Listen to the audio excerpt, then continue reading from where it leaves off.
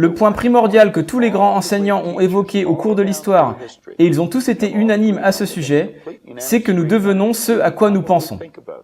Ça peut nous paraître un fantasme au premier abord, ça peut même parfois nous sembler être des mensonges, mais si vous lisez suffisamment ce que vous avez écrit, vous commencerez à y croire. Et quand William James a dit « Croyez et vos croyances créeront les faits », vous verrez la personnalité d'une personne changer. Je regarde les gens lors de mes séminaires et je vois leur personnalité changer sous mes yeux. Et tout ce qu'ils font, c'est commencer à se voir d'une façon différente, commencer à penser différemment.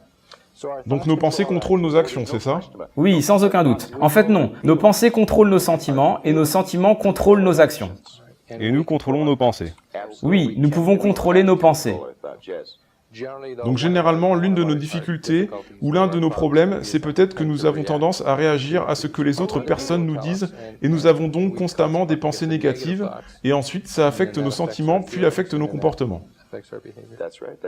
C'est ça, c'est exactement comme ça que ça se passe. Nous lisons les journaux et le pessimisme nous envahit. Tout ce qu'on a fait, c'est l'accepter. Nous ne devrions pas laisser entrer le pessimisme en nous.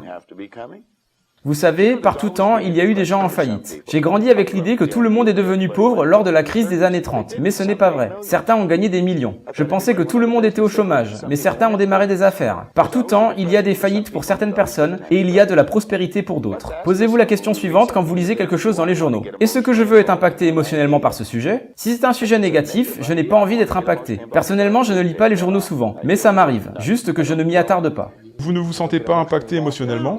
Non, quand un sujet ou une idée arrive dans votre esprit, que ça vienne de quelqu'un qui vous parle ou de ce que vous lisez dans les journaux, nous devrions nous poser la question suivante. Est-ce que cette idée m'aide à aller là où je veux aller? Si ce n'est pas le cas, il faut rejeter cette idée.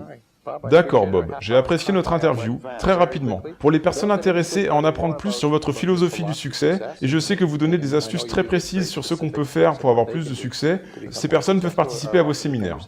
Absolument, nous en organisons tout le temps.